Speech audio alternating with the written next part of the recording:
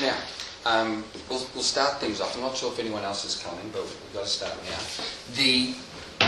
The best way to introduce this, of course, would be able to say, my name's Greg Neville, I'm sure you're aware of that.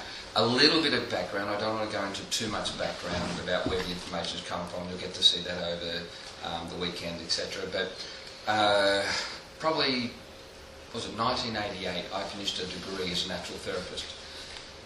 When you did a degree in that era, you came out known as a doctor of natural medicine. And what did that mean? It meant that you were trained in all the anatomy, physiology, chemistry, biochemistry, all of that, but then you were taught all the herbs, the homeopathics, the tissue salts, the chiropractic, the massage. Generally, anything that was known in natural therapies in that era, you were supposed to have been taught it and be able to practice in it. Nowadays it's a bit different. You can go and do short courses, or just a course on homeopathy or a course on herbalism, etc. It wasn't so really back then. You went to one of the natural therapy institutions and you had to get a grasp of all those modalities. All right. The reason why I went to do a course as a natural therapist is I was taught that natural therapists treat the cause of health conditions. And that's what I wanted to get into. I thought that'd be, I was interested in health, and I said, right, I want to treat the cause. Okay. So I went along and I did the 4-year degree, which was great. I learnt all the work, studied really hard, came out basically, knowing the stuff they wanted me to know, but there was a problem. At the end of the degree, I didn't know the cause of one health condition. Not one. I mean, what's the cause of an underactive thyroid? What's the cause of MS? What's the cause of Parkinson's? Right? Why would a person get breast cancer and it spreads to the lymphatic when another one it spreads to the bone or to the liver or to the brain, whatever? I mean, they never taught us any of those answers. They did teach us what scurvy was caused by, lack of vitamin C and beriberi. That's about it. Right? So what it meant was, I knew all the herbs, the homeopathics, and what therapy to suggest. But if my client said, I've got an underactive thyroid, what's the cause? Or I've got an autoimmune disease, what's the cause? I'd have to say, I'm sorry, they never taught me. But here's a suggested therapy. But they go, but, natural therapists work on the cause. What's the cause? I go, I don't know. We were basically taught, clean them out, fill them up. Detox them and fill them up. And that was about it. Now, for me, that wasn't good enough. I wanted to know the cause, right? So when I began practicing, the owner clinic began practicing with what I was taught.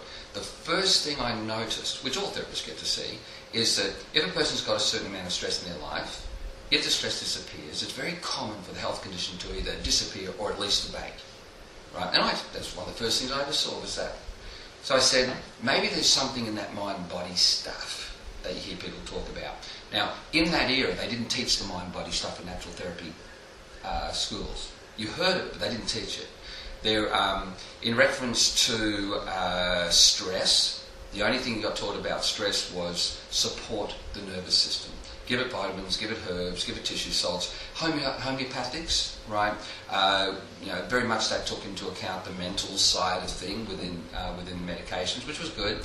Flower essences, they were definitely around, been around for a long time, but no, they had no credibility within natural therapy colleges in that era. They came out a few years later into the colleges. They got more credibility then. So what it meant was when you came, and also counselling was not a part of a natural therapy degree then. It's a long time back. Yeah, so what it meant was when you came out, you really didn't know much about stress at all and how to treat it.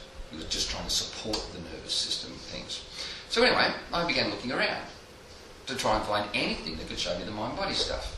And what I found was I got some information, but no matter what information I got, right, I didn't settle for simply what they were telling me. I wanted to see if it was accurate.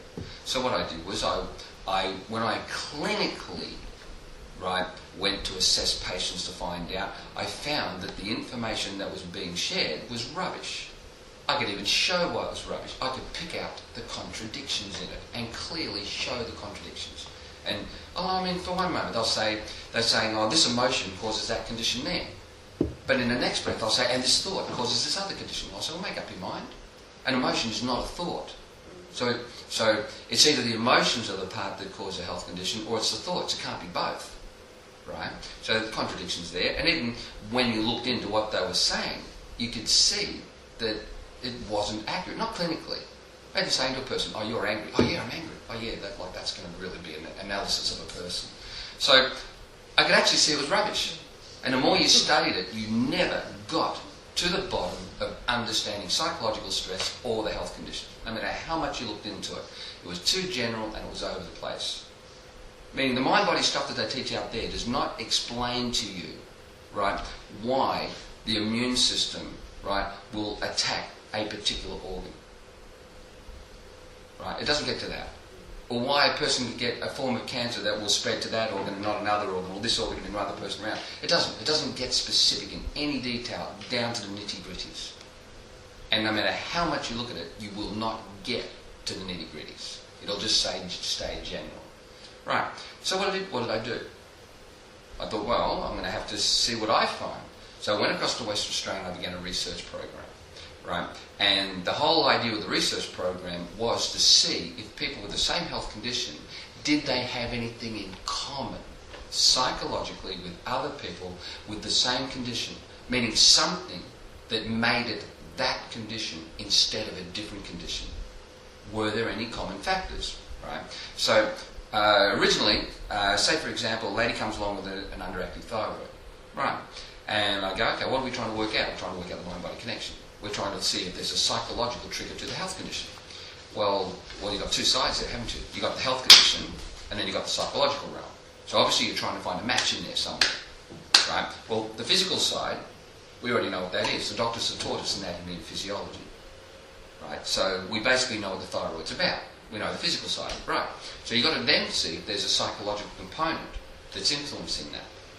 And do all people with an underactive thyroid have that psychological component? Right? So how would you do that? How would you actually do a program like that? How would you do research in that? Well, I was taught when I was growing up that if someone's stressed, they're worried about something.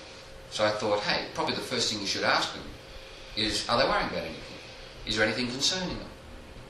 And get to the bottom of whatever it is that's concerning them and see if other people with thyroid conditions have got the same concern. And see if there's any link between that concern and the thyroid. Right? So I did that. Lady came through, and of course I've got in the head what the thyroid does in the body. We know what that is, right? And when I asked her, is there anything worrying you? Okay, she opened up, and she started to tell me about the things that were worrying her, right? And it just so happens that I noticed this. The exact thing that she wanted to talk about in life, the exact thing she was worried about, matched word for word, precisely what the thyroid does in the human body. Right? So I thought, hey, that's interesting. The very thing in life that she was worrying about matched exactly what was happening physically in the body. Now I saw that, so I thought, okay. And after she left, I documented that. Next thyroid patient comes along, same question, same thing. She wanted to talk about exactly the same thing in life. Next one, same thing. Next one, same thing. All the other clients, kidneys, MS, whatever, they all spoke about different subjects, completely different. Didn't even look like bringing up that topic. So what I found was I was finding there was a common factor in people with underactive thyroids. Something they all had in common psychologically. It just so happens that the thing they were worried about matched exactly what the thyroid does in the body. So I thought, okay. So I went and saw a doctor, a GP in the town, and I said, listen, I'm doing this type of research, and I go, you see many more patients than me, right? Have a look. I said, listen, I am finding this, but anyway, you have a look and tell me what you find. And a month later, he came back. He goes, yeah. He goes, every one of them. He goes, exactly, every one of them. I said, yeah, interesting, isn't it? Mm-hmm. So anyway, I got a psychologist on board, and I said, I want to be doing this the right way. Can you check what I'm doing? Can you see any problems with how I'm going about it? And she had a look at it, and she goes, no, actually, the way you're doing it is exactly like a double-blind study. I said, yeah, I thought it was. So anyway, she couldn't falter it. Now that was many years ago. I continued with the research for about 7 years, and I covered 50 health conditions. Came back over the eastern states, and I started touring up and down, and I lectured at the universities. I was actually going to Nature Care College for many years there, lecturing there. In Melbourne, at La Trobe Uni, Dr. Roosevelt Malexter, he's a GP. He came along. He's into the mind-body stuff. He checked it, and as a GP, he looked and goes, geez, that makes sense.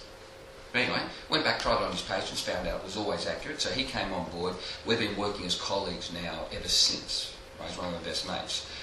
We now cover about 100 different health conditions. We show exactly what's behind it all. But hey, so what? So what if you know exactly the psychological trigger to a health condition? The next step is, what do you do about it? If you know if the person's thinking that it causes that health condition, well, that way of thinking is not such a great way, is it? Or what is a correct way to think? What's a better way to think? What's the health condition trying to teach? So what it means is this. In the beginning, it started out as an investigation into the psychological triggers to health conditions. But of course, very quickly had to evolve into something else, right? It had to evolve into understanding the cause and cure of psychological stress. Meaning, if a person's stressing about that, what's making them stress about it? Where's that coming from? Psychological stress in society is rampant. Depression, I don't know, was it 1 in 4 or something? What's the cause of it? What is it society's doing that's propagating it? Where's it coming from? So it's fun doing the mind-body stuff and getting to understand the various cancers and things, which we do. A person comes in with a particular cancer now, I can tell you straight away what the trigger is and what the lesson is for it. Right, we can show you, we'll show you. Simple. Once you know it, it's easy, right? But hey, so you know exactly what thought causes the health condition. What is interesting is getting a thorough understanding of psychological stress, getting to the bottom of psychological stress in society. Then what's interesting is having a really good look at what is propagating it. Meaning, most people do not start by getting to the bottom of psychological stress. They don't do that first.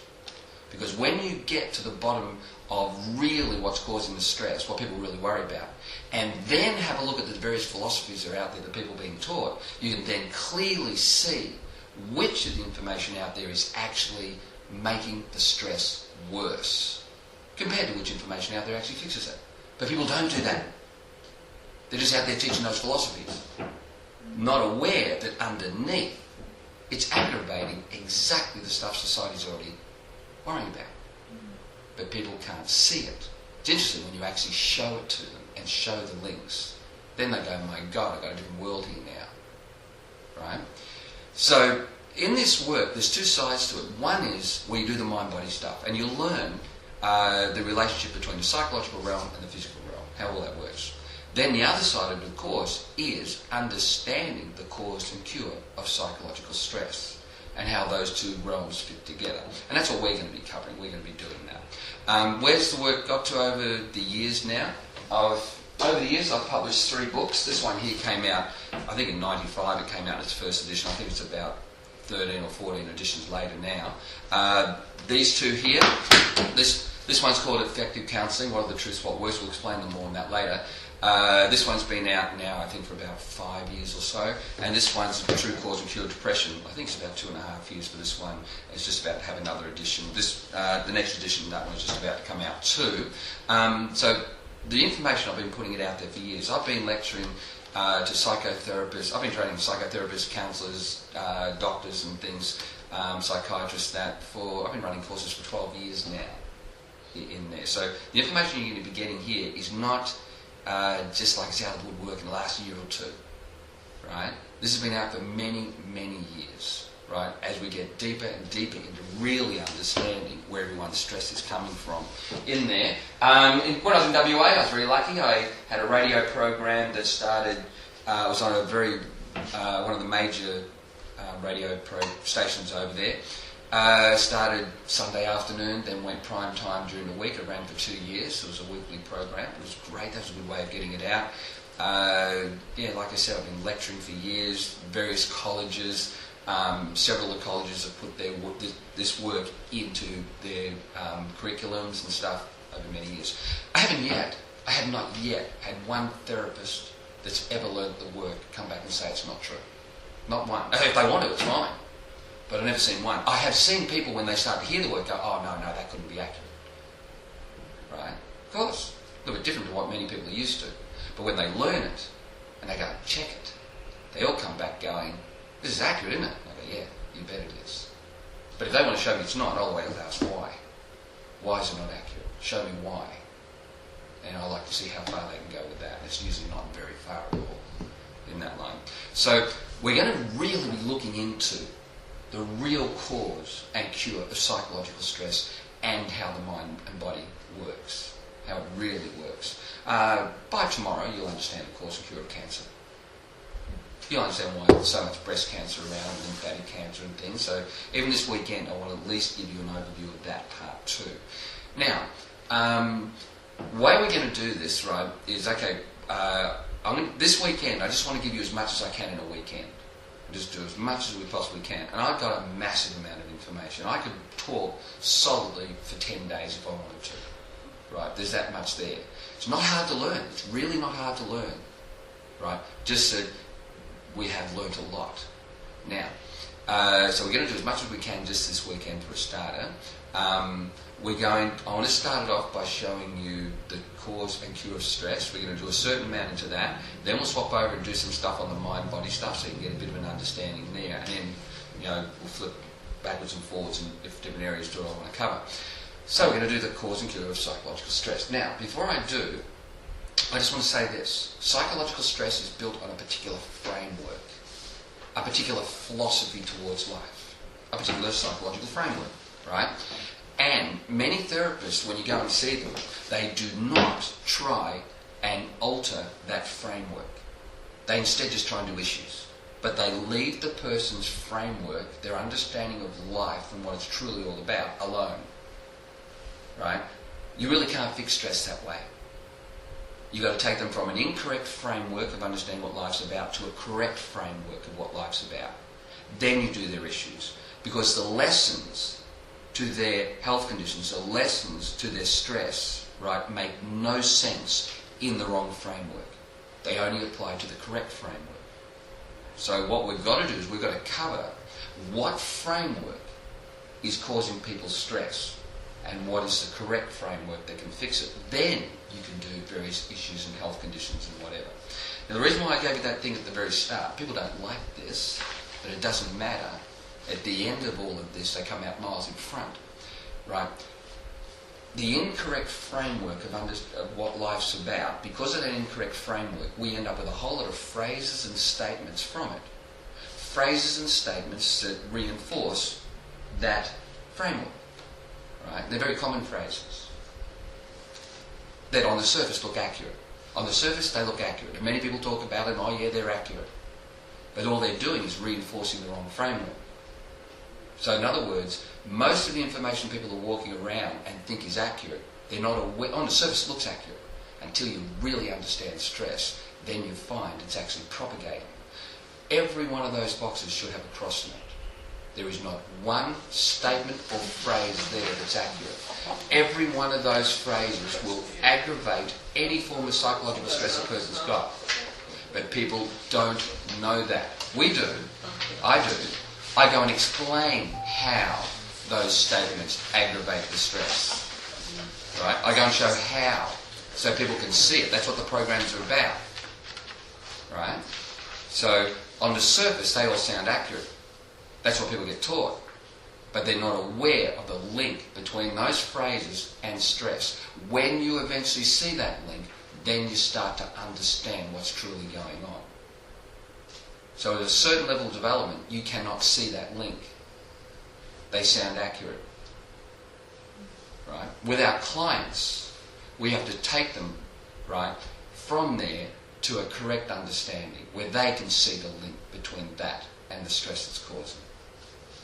Right? So that's why I do that at the very start. Many people come along thinking they got it together, they understand stuff, to find out later, right, that a lot of the stuff they've been taught underneath is aggravating people's stress. It's locking them into the wrong framework. And all that stuff needs to be covered. All those topics need to be covered, right, to get them to the correct framework. So that's a real eye-opener in that. Now, so what we're going to do, right, is we're going to start off by looking at the cause and cure of psychological stress. And please be aware, this might sound funny. If you went and did a degree in psychology, at the end of the psychology degree, you would have no understanding what life's about. You would not even be able to tell your client why your client is an important person on this planet. So hence, you couldn't even fix your client's self-esteem problems. In psychology, they do a lot of topics, they get taught a lot of stuff. They get taught a lot of stuff. But they do not get taught the cause and cure of stress, the purpose of life, or anything. There's nowhere in a psychology degree does a teacher come in and go, right, today we are going to teach you the purpose of life. In fact, today we're going to cover what your value on the planet is. And today we're going to tell you why your life can't go wrong, etc. It's not in a degree. Right? So when they come out, they're still lost. I know that. Why? Because they come to our programs going, I'm sorry, I'm lost. I did really well on my marks in the degree, but I still don't know what to say to a client, etc. Okay? When people go through these programs that we run, at the end of it, right, I would sit anyone down with them. If someone was stressed, I'd go and talk to that person there, because that person will explain life to you. Right? That might sound funny at the moment, but people get to see that's true after they've covered all the work. They get to see why we say that. Now, so let's have a look. Many people turn around and go, what do you call yourself? What do you do? I go, oh, okay, I'm a naturopath, that's my background, right? But naturopathy, right, true naturopathy is all about teaching people the lessons that the health conditions are trying to teach. That's what true naturopathy is. The more you go into it, it's about that. It's about nature. Right? What is nature? It's about really understanding nature. Right? And when you understand nature, you understand life. So really, naturopaths is all about explaining life. That's what it's really about. So, okay, I'm a naturopath. So what does that mean? It means I actually work in the realms of explaining what life's about. And by doing that, you fix people's stress. Okay, but they go, yeah, but what do you call this work? And I go, well, all right, it's counselling. And they go, no.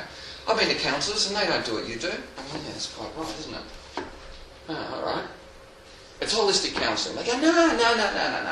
No, I've gone to a holistic counsellor. They don't teach what you teach. That's right, isn't it? All right. True holistic counselling. True holistic counselling? Yeah. True holistic counselling. Meaning accurate holistic counselling. What it really should be. And I go, all right, well, what do you do in true holistic counselling? Well, let's have a look. What would we have to cover if we're doing true holistic counselling? Now, you don't need to write these down, but you'd have to cover this. First off, you have to cover why people get stressed. Stress is rampant out there. Why? What is the cause of all the stress out there? You'd have to cover that. Why is the body designed in such a way that stress can influence your health? You'd have to explain the mind-body stuff and all of that. You'd have to go right through all of that. I mean, not just how is the body designed that way, how does stress affect health? You'd have to go, what's the purpose for it? Why? What's the purpose? Next one, you'd have to cover what does a thought have to be before it affects your health? Now, usually if you ask people, what does a thought have to be before it affects your health, many people say, oh, a negative one. I go, what? They go, yeah, it's got to be a negative thought. Okay, well, are you kidding me? What do you mean negative? I go, what do you mean by negative? Many people, that's what they think. They think psychological stress and all that stuff's got to do with are you a negative or positive person. Right? They do. That's what I think it's about. I very seldom ever use those words. There's no need to. In fact, if anyone ever came up to you, right, and said, you need to be more positive, well, the first thing you do is you thank them because they're probably caring and want to help you. But then what you do, you go, but what do you mean by positive? Do you mean I need to be more positive, that life will go how I want? Or do you mean I need to be more positive, that life's unfolding as it should? And then just look at them. Because people talk about negative and positive for ages, but they don't even mention what's meant by it. Negative or positivity does not come into mind-body connection stuff in any shape or form. You don't talk about negative, positive. You look at the person's thoughts. You look at what they're thinking. You look at their views and opinions on matters. You don't look at negative or positivity. The moment you're doing negative or positivity, you're not actually even looking at what they're thinking. Imagine working up a person, just be positive. Many people think if you've got cancer, you must be a negative person. No, you got your cancer after you became very positive about something. It just so happens the thing you're positive about isn't accurate. And it triggers cancer. So negative or positivity doesn't come into, right, personal development, understanding life, or anything. But that's where people get caught up because all we're going to talk about is negative or positive. Not actually topics, specific topics, subjects. Right? So we're going to look at what does a thought have to be before it affects your health. Next one, which thoughts affect your health? This is where you do the mind-body stuff, and you've got here all the various health conditions and the topics that actually cause them. Which, what causes this condition? What causes that condition? Interesting one. Next one, compare. That's the interesting one. You see, this is where I've got to do a few warnings, right? In compare, right, many people think that when you're going to go along and do some personal development stuff and mind body stuff and things like that, they're quite often expecting to see a person up the front with a white robe, a guru, right? And he's going to quite often say, everything's just fine. You're all entitled to your own beliefs. There's no such thing as right and wrong and all this stuff. Right? In fact, in natural therapies, right, there's this arena, right? It's okay. Quite often they say it's okay to have a go at chemical companies. Chemical companies, no good. And it's okay to have a go at doctors versus naturopaths. Many say that. Doctors no good, naturopaths are good. But the one thing you're not allowed to have a go at is someone's beliefs. Don't you dare get caught having a go at someone's beliefs. You're not allowed to do that. What's really funny is this whole program is nothing but that. Nothing but. The only thing this program is about is one thing only. Looking at all the philosophies that exist out there and finding out which ones are responsible for society's stress and which ones fix it. That's all it's about. All it is about is having a look at people's beliefs and finding out which beliefs on this planet are responsible for all the stress, the suicides, the wars, the health conditions, etc. That's all it's about. It's going to be about nothing but that. But many people out there say, oh no, that's not what you're supposed to do. And they use that phrase, there's no such thing as right and wrong. If anyone ever says to you, there's no such thing as right and wrong, of course the reply is that right? Well, that would be the right response, wouldn't it? Is that right? Then look at their face. Because they suddenly realise they just somehow contradicted themselves and they don't know how. We will open that phrase up later into several subjects in there. So, it gets really interesting when you actually start to go stuff the not allowed to have a go at people's beliefs. Let's actually look at people's beliefs. Let's look what's in society and let's eventually find where the problem is. Right? But many philosophies don't get you to do that. So you don't end up finding out where the problem is. You're off over there with the pixies looking at stuff that has nothing to do with it. Many philosophies make you actually do that. Not actually what this is about. They try to get you to go somewhere else to find it. And you don't actually find it there. Right? Now, the other thing too is, right, in this type of work, right, let's put it this way. There'll be questions and answers. Okay. Now, in this questions and answers stuff, right, you're going to notice that I'm going to cut people off. Because I have to. If I don't, there's times when I've got to cut people off, because if I don't, we don't get anything done. We don't finish. Right? So if I cut you off and you go, right, don't get offended, it's not worth it. Right? If you want to keep going with it, in a break, come and have a chat to me. Good time to do it. But I'll cut you off if I need to. The other thing too is there'll be questions and answers, and someone will give an answer, and I'll go, no, that's not correct. People aren't used to that. What? I'm not correct? Well, yeah, you may not be correct. And I'll always give my reasons why. I'll always state why it's not correct. Because that's the important part. Why? Right? Etc. So if I do say, no, that's not correct, don't be offended. It's not worth it. Have another go. I don't expect you to be here if you've already got all the answers. Why would you come here? There'd be no point, would there? You're obviously here to learn something. Right? Etc. So please don't be offended if I go, no, that's not correct. You will get to understand why I say that. And that's a real eye-opener when you get to see that. Any other little warnings? I'm going to do something. That's my only net. With them out of the way, it becomes an interesting thing. Right? There's one other point in there too that just flipped in and flipped out. Just see if that comes back to me. No, I'll come back in later. Alright, so the compare one's a really interesting component. This is where you really look at all the various philosophies and find out which is accurate and which is not, and why. This is when you really get to the bottom of things, which is what it's all about. Another one, nature, how does nature want us to look at life for various health conditions? Meaning, what's it trying to teach us? So that's a very important one. And the last one, the changing of people's views and opinions. What's all that about? How does that really take place? So you'd have to be covering all of this stuff here in order to be doing holistic counselling. If you're not explaining life, what it's all about. So let's start getting into some of this. So the first thing I want to do is I want to talk about the cause and cure of stress. The cause and cure of psychological stress. All right. And we're going to do it by doing, hold the board here, we're going to do it by covering 4 points. Each point goes deeper. We're going to do point 1, 2 and 3, and then later, today, whatever we might get to 4, we'll do some mind-body stuff in the middle of it. Right now, the first thing we need to understand when it comes to understanding the cause and cure of stress, the first thing you need to understand is this. There's 2 different opinions on what causes stress. There's 2 completely different opinions out there on what causes stress. One opinion is this. We'll call it A. They go, what's causing stress is you're off your correct path of events. So they go, here you are, you're making decisions, and you went down this path of events, and it wasn't right for you, and you were meant to go down this path of events, and that would have been correct for you. So where are you taking your life, right? So what they're saying in here, this is where they're event-orientated. And it's like saying, if you went that way, you would have had your correct job, your correct partner, your correct kids, etc., etc. Right?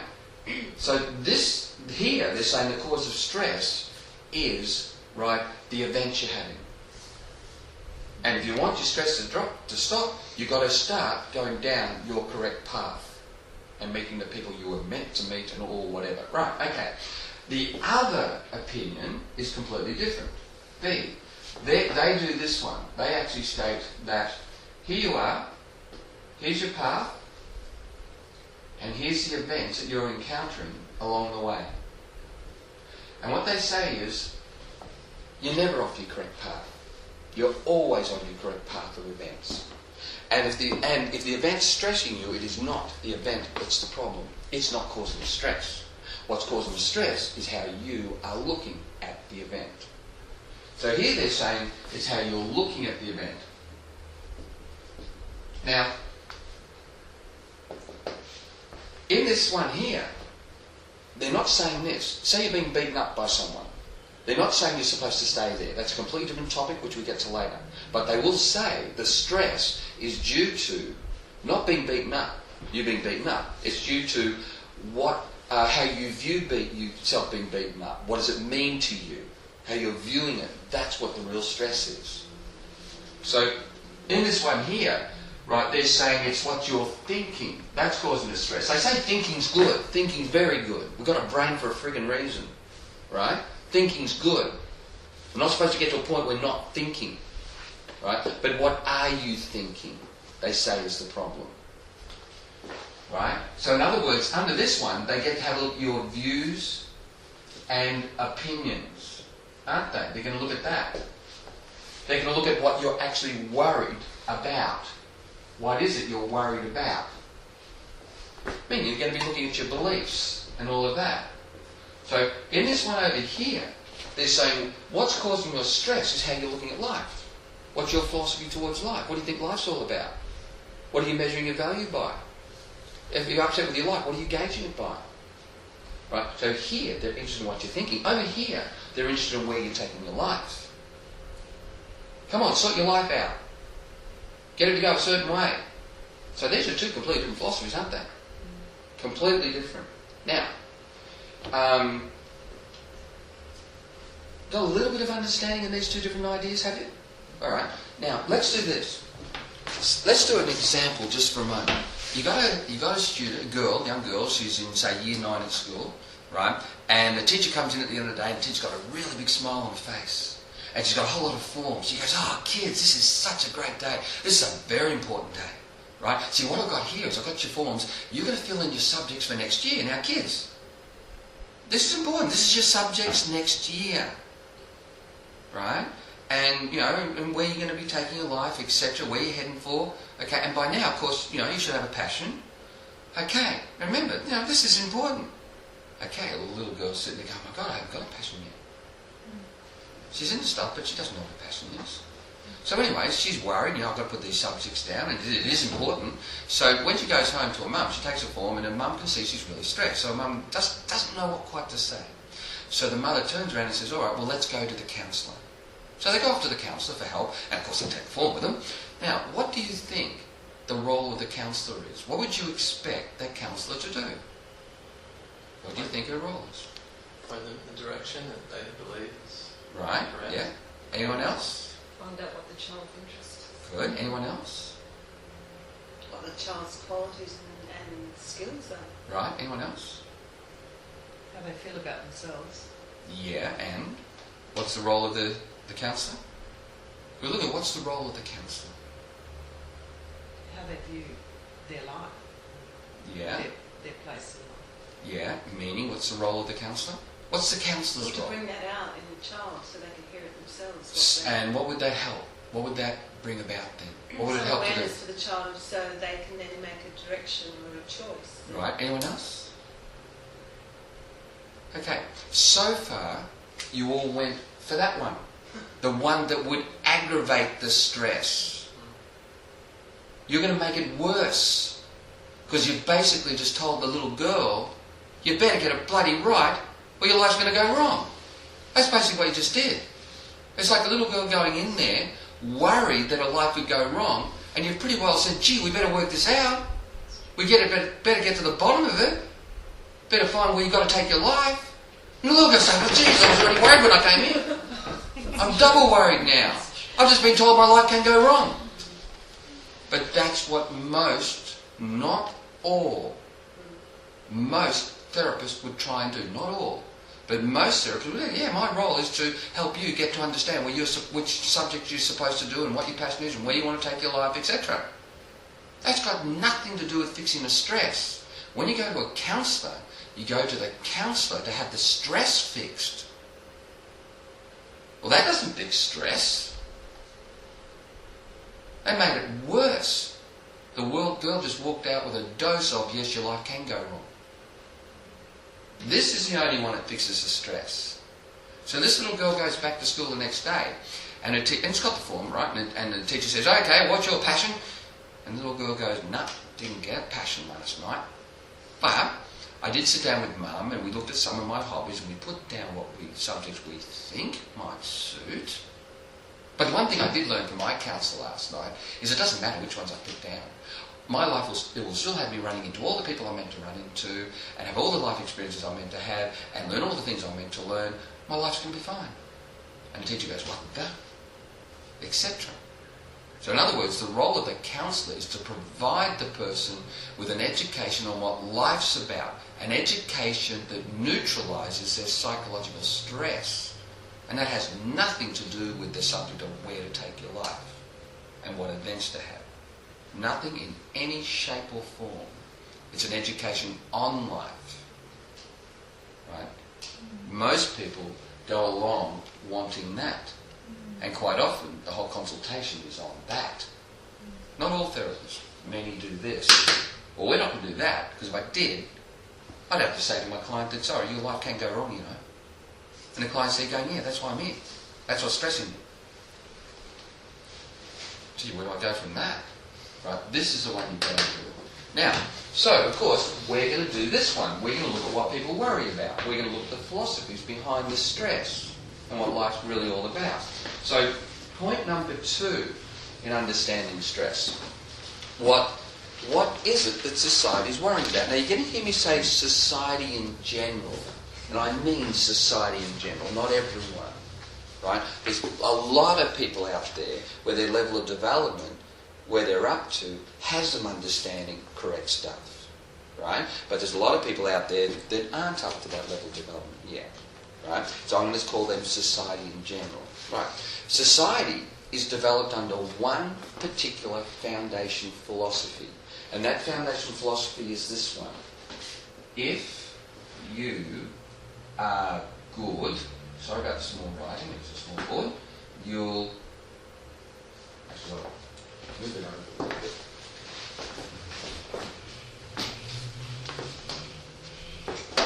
It's this. If you are good, you'll get. That's society's foundation philosophy. If you are good, you will get.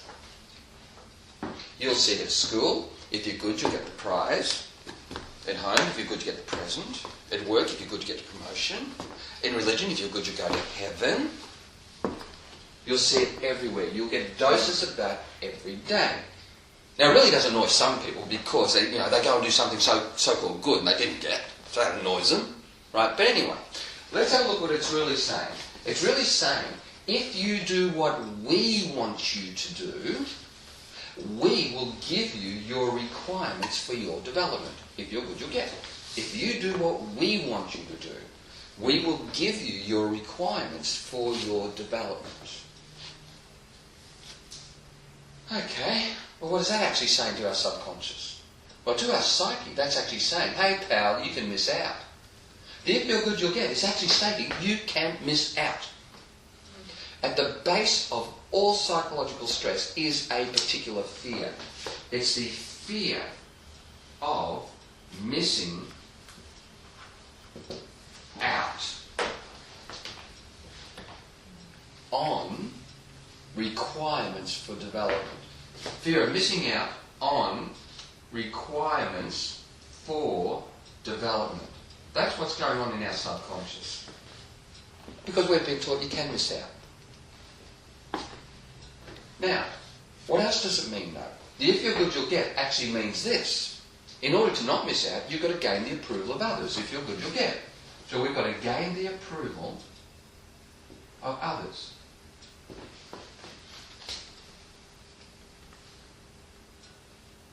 Well, to gain the approval of others, you've got to show you're a worthwhile investment. What a game you can play. Right, so to gain the approval of others, you've got to show that you're a worthwhile investment. You've got to be seen to be valuable. Well, to be valuable, you've got to have something to offer. Well, to have something to offer, you've got to get out there and you've got to achieve something with your life. Meaning, your life has to add up into something, right? Your life's got to add up into something that you think means, yes, right, I have accomplished something that makes my life now seen to have been a worthwhile investment, right? Hence, I'll gain the approval of whoever or whatever it is that's supposed to give me my requirements. That all comes from the if you're good, you'll get. Now, for the last, let's put it this way. About 7 years ago, I was treating a lot of depression, anxiety, and a lot of psychological stuff, right? And there was a guy that heard about me, and he'd been suffering depression a long time. And he said, he heard about me and he said that he's going to come along and see me. He said to his mate, he goes, listen, I'm going to go and see this guy, right, today, and if it doesn't work, I'm killing myself. Well, his mate knew he was serious, because he knows what he's seen what his mate's gone through. And he said, if this doesn't work today, I'm going to kill myself. Anyway, he came along, he spent a day with me. At the end of the day, he went back to that guy, and to his mate, and he said, never kill myself now. Not a chance. Right, and his mate goes, that's ridiculous, you only have one day. We've seen you seeing everyone and nothing's worked. So he said, no, I wouldn't. No, I'd kill myself now. So his mate watched him, right, and watched him. A month later, he's still fine. So anyway, his mate came down and saw me, and, big guy, I beat the door down. He goes, listen, what'd you do to me, mate? I said, okay, come in, I'll show you. Sat him down, showed him what it's about. And he goes, okay, I'll come clean. My mother, when I was younger, died of cancer, and I always said if I made enough money, right, I would set up a health retreat, etc. And he said, listen, if I do that, will you come along? I said, oh yeah, fair enough, I will. And he was going to do it in Queensland. Well, about a year later, he actually accomplished that, right, and he opened up a health retreat up in Queensland. Well, for the last 5.5, nearly 6 years, I've been going up there running a program for depression, anxiety, all the mental disorders, right? We've been doing that. So for the last 5 or so years, I've been very, very heavily into all of the mental health conditions, right? That's why, I've put an extra book out on those sort of things too. Now, So, in reference to that, let's have a quick look and see what causes depression. Let's see what the cause is. All right? Because we've been treating it now for years, and I've got books of testimonials on it. We're fixing it. Okay, now, depression. It's really confusing. There is different types of depression. There's clinical depression, there's postnatal depression. Postnatal depression is nothing more than clinical depression. It's identical. It just so happens it's about a particular topic that brings the hormones involved too. But when you get to understand it, you go, oh my God, that's just normal clinical depression, but it's about a particular topic, right, which you'll see later. But anyway, clinical depression, postnatal depression, but there's also manic, bipolar depression too. Let's just do the first one, clinical depression, the main one you see out there. Let's see what the cause is. Now, very confusing for people with depression. Why? Well, one moment they're being taught by the doctors, right, that there's a chemical change in the brain that's bringing on the symptoms of depression. They're being taught that, right? But the next, they'll hear a radio program, and on the radio program it'll say this: due to the drought, due to higher mortgages, due to the stress of modern life, there's a higher incidence of depression. Well, that's confusing. One moment they're saying it's due to a chemical change in the brain, and the next moment they're saying it's due to stress. Well, if it's due to a chemical change in the brain, why the hell would you go and see a psychologist? But all psychologists, they come to us. So it gets confusing, doesn't it? Right? Okay, let's get rid of that confusion. Let's see what's really going on. First off, the medical profession is 100% accurate when they state there's a chemical change in the brain, meaning the neurons aren't making enough neurotransmitter. And that brings on the symptoms of depression. That's fine. Yeah, that's the cause. But you do not get explained. They never have explained to them what the cause of the chemical change is.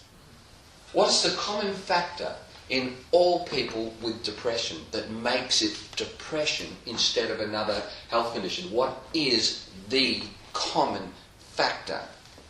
That's what we're supposed to be doing. We're going to study stress. We've got to find the common factor in all people with stress. That's what it's about. But many people, their philosophies stop you looking for the common factor.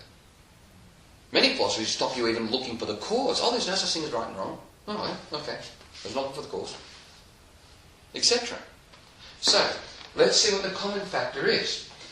Now, let's see what causes that chemical change. There is a particular thought that causes the chemical change. One particular thought causes it. So we're going to have a look and see what that thought is. Now, what we need to look at is this achievement box here. Everyone's got that. Everyone's got this achievement box. Now, what goes in that achievement box is this. As you're growing up, due to everything you see and hear, you become convinced by society to what a successful life is. But of course, everyone has different influences. Meaning different teachers at school, different books they've read, different television show, one parent saying one thing to one child, not to another, the different slogan going past on the bus, right? So different people get subjected to different influences, and hence different people can have completely different views on what a successful life is. For example, one person might think this: as long as I'm the perfect parent, I've done well. Another person goes, no, as long as I'm a sports star, I've done well. Another person goes, no, just as long as I'm good at socialising, I've done well. Or another one goes, travel. One person might even go, as long as I reach my full potential, I've done well. It gets really interesting on the individual, right? What they've got in their achievement box. But whatever they've got in that box, what it really means is this. Their mind's going, my life has to go that way. That has to eventuate before I'm allowed to say my life's gone correct and I'm valuable. So it's really, in this box goes, how they want their life to be. What they think they've got to live up to before they think they're allowed to say, my life's gone well and I'm valuable. Very interesting analysing that on a person. Very simple to do too. But, whatever's in that box, if a person believes that their life can still go that way, they're fine. Good, life can still go how I want it to go. Right? But, if instead certain circumstances come about, and they start to hold the view that these things here are an obstacle. And they start to think, due to these circumstances, I'm never going to be able to make my life this. They don't change what's in that box. I can't see a reason to. They instead reach a particular thought. And that thought causes the depression. So I'll do that again. I'll show you what that thought is. But they've got how they want their life to go. If they think due to certain reasons they're not going to be able to live up to and make their life go that way, they end up reaching, they don't change what's in that box, they can't see a reason to, and instead they reach a particular thought, and that thought causes a chemical change. That thought is this. In a simple way of putting it, why bother? Why bother even trying to have goals? No goals possible now. It's actually this one, you don't need to write down, but it's this one. Life's not giving me the situations I need to allow me to have the ability to have goals. So why bother? So you put it in simple terms, they're going, I can't have goals now. Why bother even trying to have goals? When they reach that thought, that's the thought that causes the chemical change that brings on the depression. So the common factor, the difference between people with depression is, hey, they've all had different life experiences. And they can all also even have a different thing in their achievement box. Different thing they're measuring their life by. But the common factor is they all reach that thought, why bother even trying to have goals? No future. And when that happens, that causes a chemical change. It brings on the symptoms of depression. Those clouds and stuff. Right? Now, that's in the beginning. That's the start of the depression. If they've had depression for a while, a few months, 6 months or longer, right, it turns into the next phase. The next phase is this. They start to believe that the depression is now their obstacle to life going correct. So they get to that next phase when they're going, now I have depression, I'm never going to be able to get life to go the way I want, so why bother? There's a double why bother. So now they're depressed about being depressed. By the time they come to see us with depression, they're all in that phase. They've reached the point where they believe the depression is now ruining their life, okay, and their life's all about the depression and how it's going to ruin their life, and they've got a bigger why bother going on. That's where they're at by the time they get to see us. Now, well, let's have a look at that. Let's go back to the first part of it. Wouldn't you expect that, if a person gets to a point where they're thinking, well, it looks like how I wanted life to go, it can't go that way, wouldn't you think they'd just turn around and go, well, that's okay, I'm all right with that. I'll go for something else instead. I'll change what I've got in here, I'll change on how life needs to go. Well, they did that, they'd be fine. But they can't do that. They cannot do that. Because it's something like that society's taught them. Right? Fixing depression is simple. All you've got to do is get them back to holding the view, yep, I can't have goals. There can't be a future. You get them back to that, I can't have goals. Chemical change comes back to normal and they're fine. They do it all the time. But the thing that's making it hard is they've been taught a few things by society that makes it so they can't do that. They can't be okay with life unfolding different than they wanted to. They just can't. So I wonder what society's taught them. Now, alright, what gets interesting is, what's the purpose of a goal? What is the purpose of having a goal? Now, before we even look into that, I just want to show you this. Don't fall for the mistake of thinking you know what's in somebody else's achievement box. Because you more than likely won't get it correct. Let me show you. You know that you see a lot of the celebrities falling over nowadays with depression, etc.? Alright. Well, let's have a look at one of those. You got a guy whereby he's growing up and he goes, listen, all I want to do is I just want to be a good parent. And to be a good parent, I've got to be able to spend time with the kid. He goes, that's going to take some money. He goes, alright, well how can I earn that money to spend time with the kid? I know I'm good at music. I'm good at this guitar, and what I'll do is I'll get really good, and I'll get a band together, and we'll tour. We'll get a record label. We'll hold big concerts. We'll get plenty of money. And I'll be able to spend time with my kid. Yeah, and it just so happens that he is very good at the guitar, very good at getting a band together, very, very good records, gets a big record label, gets to do all the big tour, the big concerts. Absolutely. Okay, but now the paparazzi's involved. No privacy. Can't spend time with my kids. Also, he's locked in. He's going, hey, I've got all these gigs I've got to do. And if I don't do the gigs, I don't get the money to be with the kid. But if I do the gigs, I'm not getting to be with my kid. I can't find a way out of this. Why bother? And gets depressed. But society's there going, why would he get depressed? Everything's going good for him. He's doing all his records, he's touring, he's doing really well, etc., etc. Geez, if I had his life, I'd be happy. So society stands back with no understanding about what's in that guy's achievement box. And they're sitting there going, well, how can he get depressed? Everything's going how he wants. That's not true at all. What he wanted was to be able to spend time with his kid. That's what was in his box. Not the, oh, I'm going to be measuring myself by my records or my money I make or whatever, but that's what society's thinking. So with it, you'd be amazed at what's in somebody else's achievement box and how different it can be to yours. Incredibly different. Now, how about this one? A guy's got in there simply this. As long as I reach my full potential, I can feel good about myself and happy. Well, that sounds okay, doesn't it? You would think that's a good one.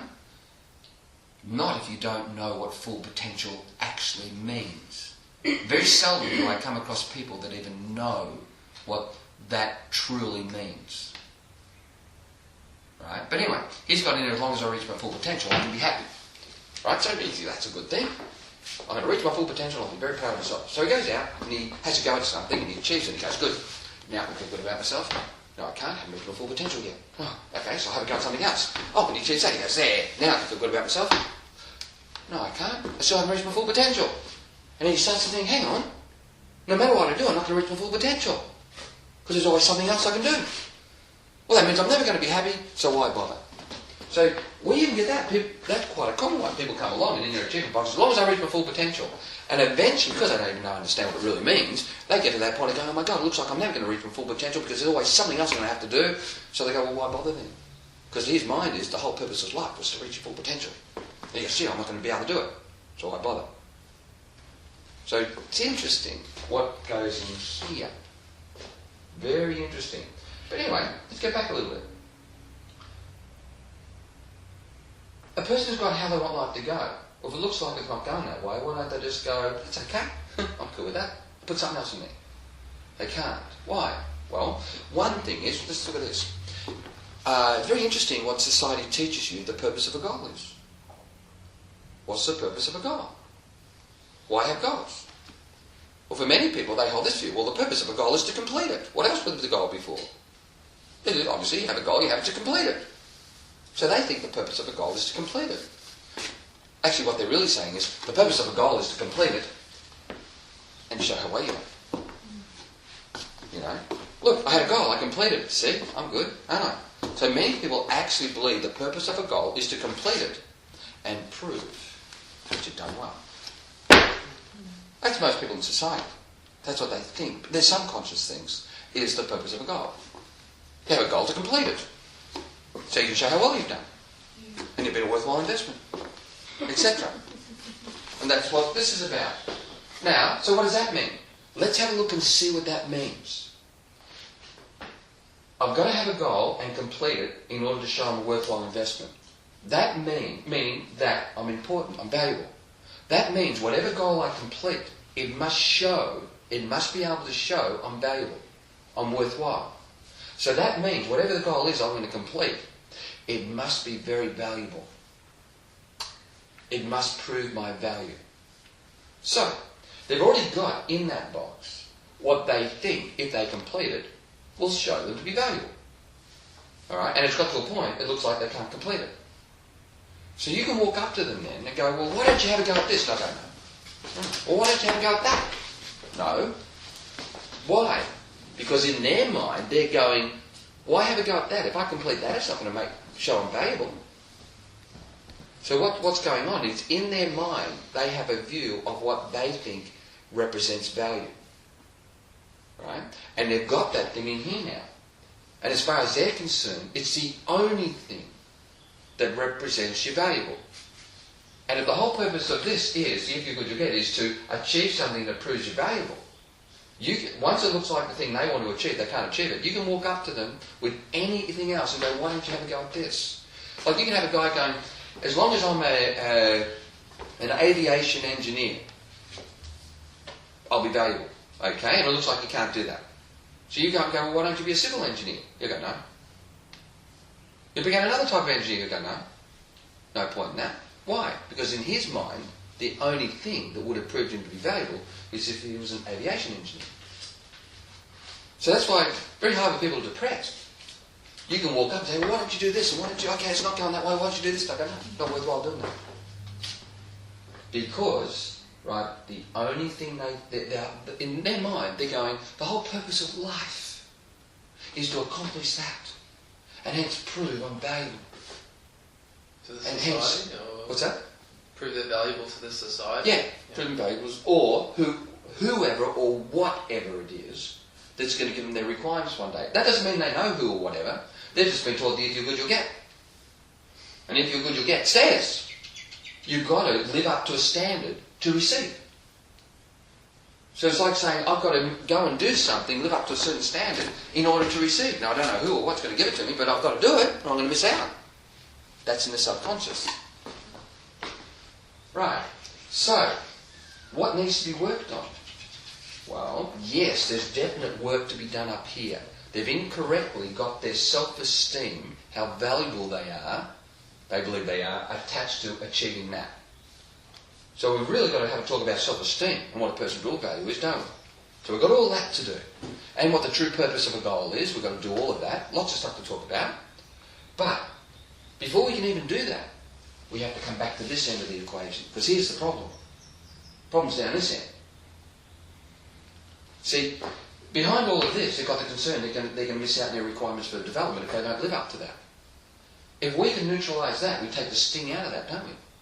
So not only have we got to cover stuff in here, if we address this, we take the sting out of this. So we need to look at this one, the fear of missing out on our requirements for our development. Remember, this is subconscious. It's amazing what comes to the surface when you suddenly think, oh my God, life's not going to go exactly how I want. Amazing what pops up. So, the fear of missing out on our requirements for our development. If we're going to help someone with this fear of missing out rubbish, the first thing we're going to have to ask is this question. What is development? Many people are walking around going, I don't like my life. I go, well, what are you gauging that by? What are you gauging your life by? Do you not like it? You must be measuring it against something. What are you gauging it by? My life's going nowhere. I go, what do you mean? What is going somewhere then? What would that have to be? Right, so here we've got to actually ask the question, what is development? And after we find what development really is, well then we can look at what gives it, what provides it, and then we can check if we're missing out on that. So point number 3, we've actually got to look at the question of what is development. Then what provides it, and then can we miss out on that? So they're big questions, aren't they? Right? Quite often people don't have these answered. Many of the people that come along have spent 15, 20 years, 30 years, right, doing lots of spiritual development stuff. Right? Lots and lots and lots of courses and courses and courses. And I'll just drop 1 or 2 questions, simple questions, and they can't answer them.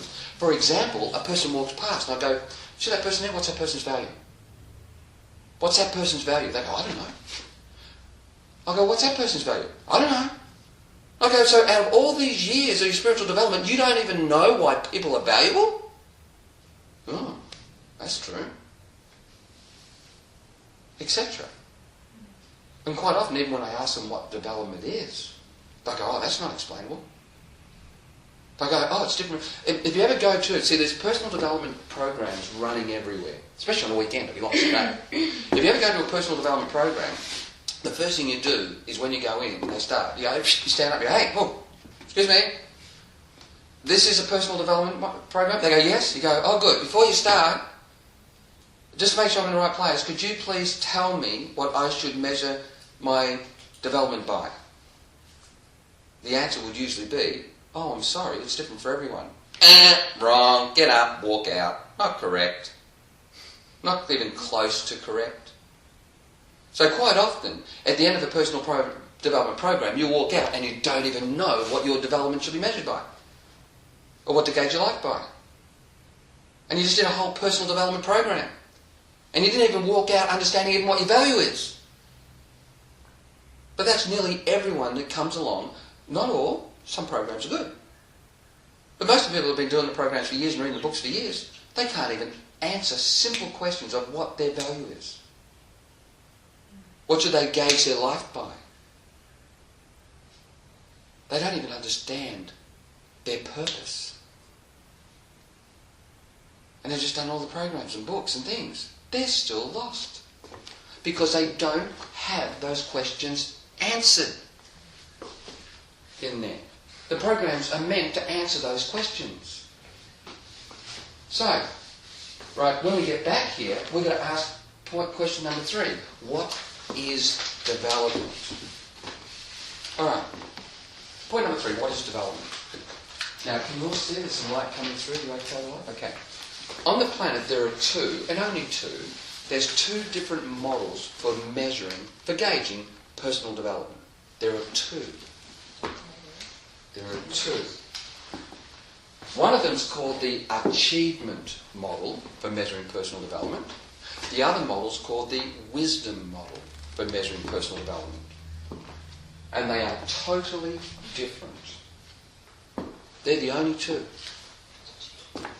All philosophies fall into either one or the other. The achievement model is this one. Now, say you've got a goal. Fantastic. This is the achievement model. We're going to do the achievement model, right? Say you've got a goal. That's great. So we like people getting back to having goals. Okay, so you've got a goal. And here you are going about trying to achieve it. That's fantastic. That's great. There's nothing wrong with that. But the achievement model is this. Measure yourself by your achievements. Ever heard of that phrase? Measure yourself by your achievements. That's called the achievement model for measuring personal development. Measure yourself by your achievements. Now, it sounds great, but there can be a problem, which is this. While you're going about trying to make life go the way you want, meaning achieving that goal, you will run into what's known as life situations. You'll run into real life situations every day. So you'll have real life situations come along. And those real life situations, some of them are going to interfere with how you want life to go, aren't they? Right. That's what causes stress. Stress is very simple. You've got something you think is important and you think it's being jeopardised by something. What the person thinks is important is, I've got to get life to go this way. So here they are trying to make life go that way, and life situations might interfere with it. That's very stressful. Why? Because it means if you can't get it to go that way, you're going to end up not being seen to be valuable, Right. So, now this achievement model for measuring personal development actually means this. When they say measure yourself by your achievements, they're not aware that that actually means you have to become the centre of the universe before you're allowed to like yourself. That's what it means. They're saying, if you've got to measure yourself by your achievements, it means you've got to make sure no events get in the way of you having life how you want. And to do that, you have to be able to control the universe. And that's what it means. Measure yourself by your achievements, measure yourself by your ability to control the universe and not let anything get in the way of how you want life to go. Good luck. Good luck. But that's actually what it means. That's why so many people out there are stressed out of their brain, because they've got to live in their mind. They've got, I have to live up to controlling it. And they do say, take control of your life. Oh, yes. Oh, and they do say you do have control too. Well, if they did have control, you wouldn't have to tell them that. Would you? Right? So, remember, there are a lot of stuff out there where they're saying you can have whatever you want if you really want it. The only problem is they told everyone else that too. They actually state that, they'll actually state, like in a beauty contest, there's 100 girls there. They go, oh, you can all win it if you want. I go, no. The other day there's one. Ever seen the Logies? The Logies or the Oscars? I think it's great. They win the Oscar and they get this thing and they go and they get it great and they put it on the thing, right? And they're going to do this big speech and they get up there and they go, this proves if you want something bad enough, you can have it. I love it when the camera goes to the audience and the audience is all done. Well, you don't think I wanted it? Etc. But this is how... $90 million, that was like the lottery. Yeah, exactly, right? So what's going on is, the achievement model is where they're saying, right, measure yourself by your ability to achieve your goals. Now, of course, due to the if you're good, you'll get, people have got their self-esteem, their value, incorrectly attached to achieving that goal.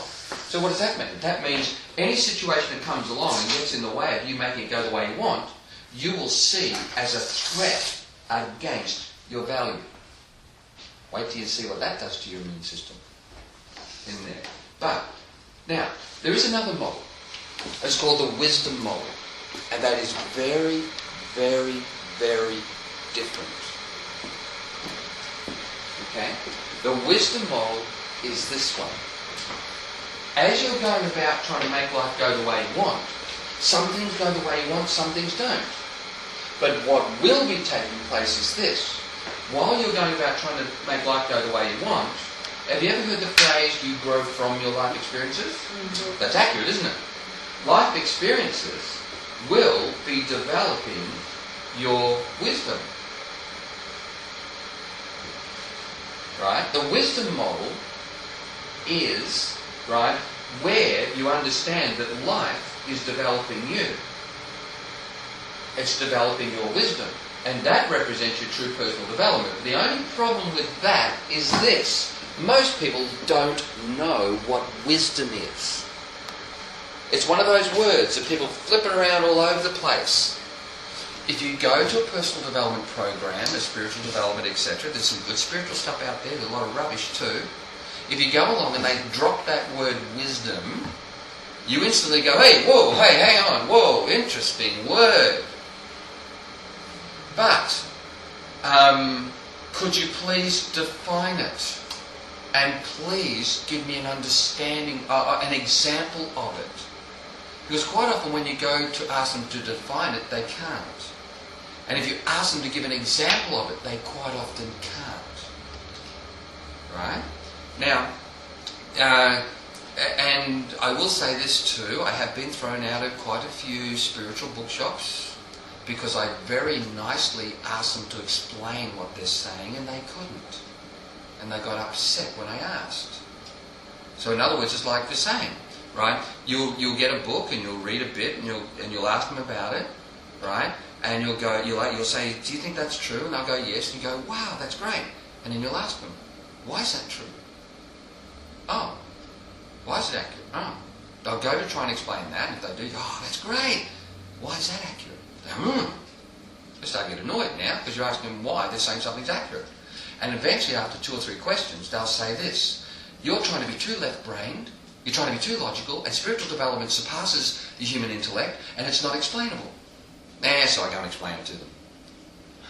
Right? Meaning, right, because of their incorrect understandings, they can't explain anything.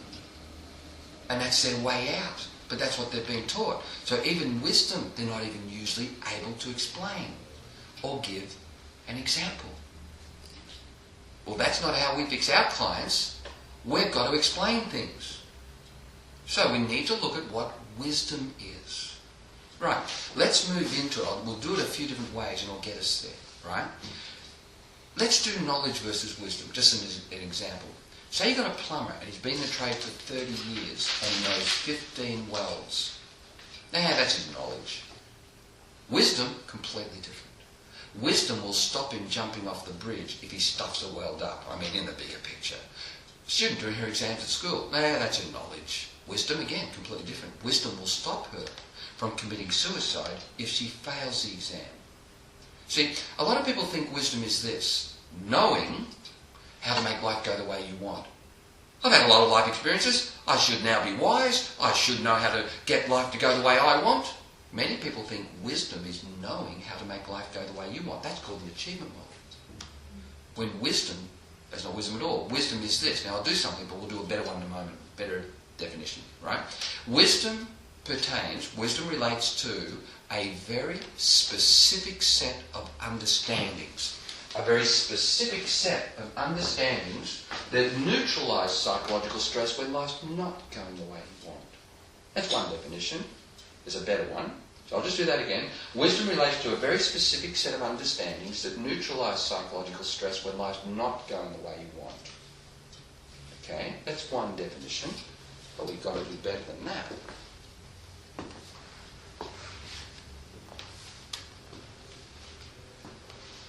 Wisdom, the correct definition is this one. Wisdom is an accurate account of reality. That's what wisdom is. It is an accurate account of reality. When you look out the window, what do you think's going on? Well, there's activity going on. Activity, cause and effect. What do you think's going on? The reason why people are stressed is because they have an inaccurate account of what's taking place. Hence, they're stressed. They think people are missing out. A whole lot of other stuff. Wisdom is an accurate account. Right? Of course, when you make those phrases, what pops into some people's mind, well, who's to say what's right and wrong? And many people say there is no reality anyway. We'll break that down later and see what stress that causes and why it's not accurate. They can be completely answered, those questions. Right? But wisdom is an accurate account of reality. Now, see, for example, a client comes along and a client goes, well, due to that's just taken place, it means I'm not valuable. I'm not valuable. Many clients come in thinking they're not valuable. Well, their understanding of life isn't correct. That's not true. That's not what's going on. In fact, we go then and show that client exactly what their value is. It's really easy.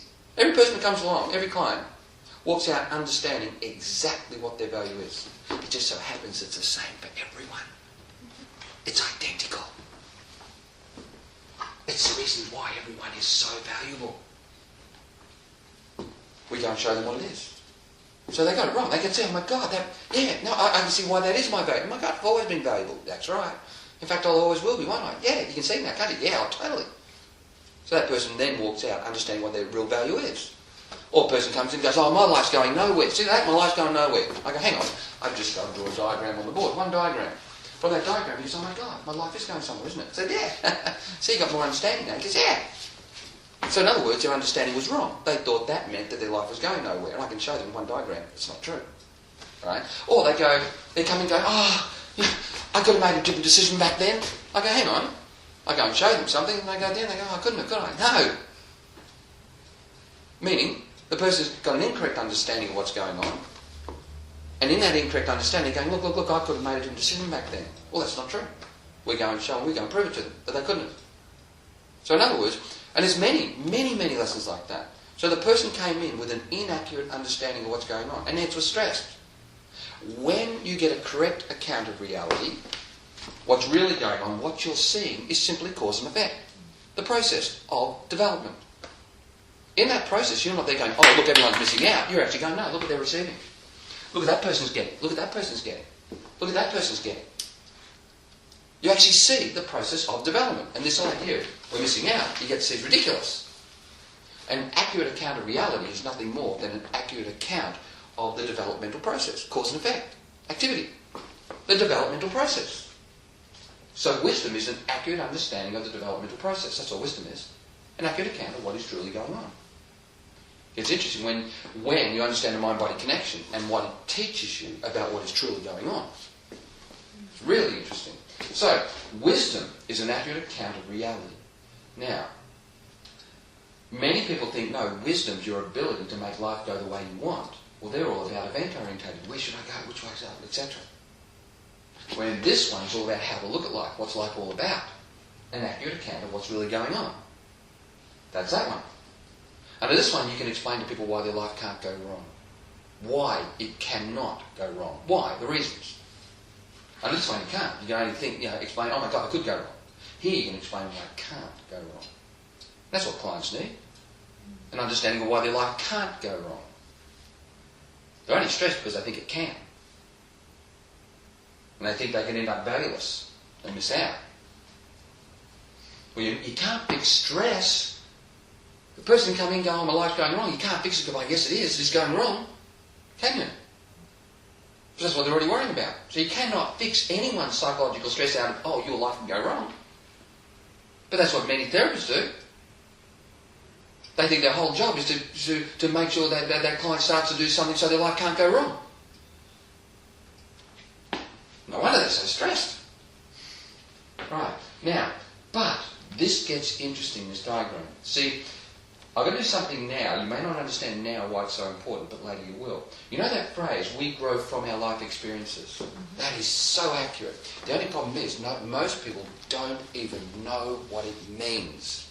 Most of the books that are out there, most of the programs, most of the spiritual developments out there leaves too many blanks. They don't fill the blanks in.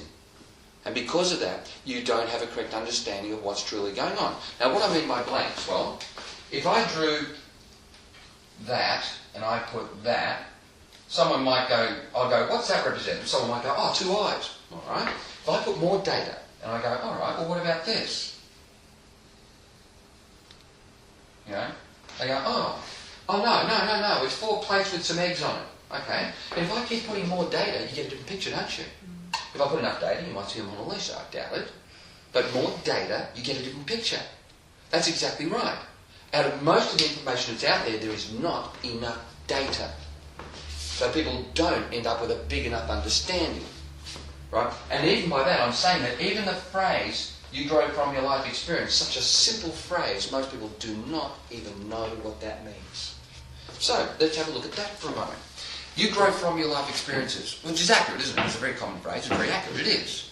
But most people don't know what it means. So we've got to at least ask this question: how do we grow from our life experiences? That's it. They say we do. But because the blanks aren't filled in, most people don't know how. Some people do, but many people don't. Now, so I'll ask that question. How do we grow from our life experiences? And I want you to see if you can answer it. Now, I don't want the answer to be, oh, we do grow, because we're already saying you do. Right? And I don't want your answer to be an example of growth at the moment. But I want this question answered. How do we grow from our life experiences? Can anyone answer that? I don't expect you to get it right. Yeah? It would improve your understanding of reality. No, that is you saying we do grow. I said how. You gave your definition of what development is, not how we grow. By observing it. What's that? By observing it. Yes, but that doesn't say how we grow. Sometimes That doesn't say that. That's not an explanation of how we grow. Sometimes it actually changes the way you think of things. Again, you gave an example of we do grow. You didn't give how. By the skills that we... Again, you're talking about the end product that we have grown. Learn to like what we choose. Again, you're giving an example that we do grow. You're not answering the question of how we grow. Acceptance of life and loss. Again, you're giving an example of growth. You're not answering the question how we grow from life experiences. You're giving an example of the end product of, oh, we do grow. We already know that. We're saying, how do we grow from our life experiences?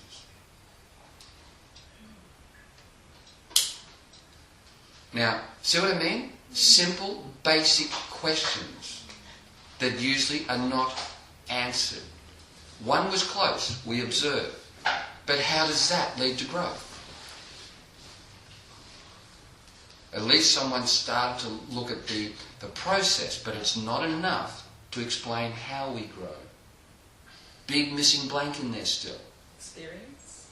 What's that? Experience. Yes, we're saying we have experiences and we grow. That's true. How? Acceptance. That can be an example of it, but it's not an explanation of how we grow from it. We have to know who we are to start with. No, you don't. Right? You don't start off already grown.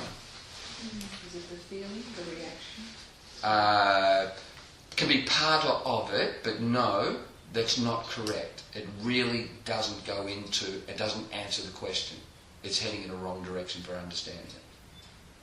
So even a question, how do we grow from? They say we do. But you do not read how we grow from our life experiences. They don't fit that in.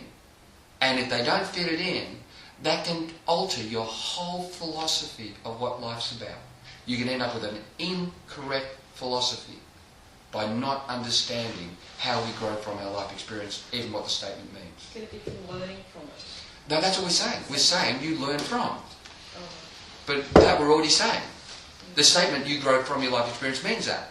But we're saying, how do you grow from a life experience? Well, you have to live the experience first. Yeah, you have the life experience. Fine. We're saying that. We're saying, how do you grow from it? Depends on your thoughts, on what you think. It depends on your thoughts, on what you're thinking. By having life About experiences. it. No, that again, you're going to the fact that, okay, we do grow, but you're not explaining the process of how we grow from a life experience.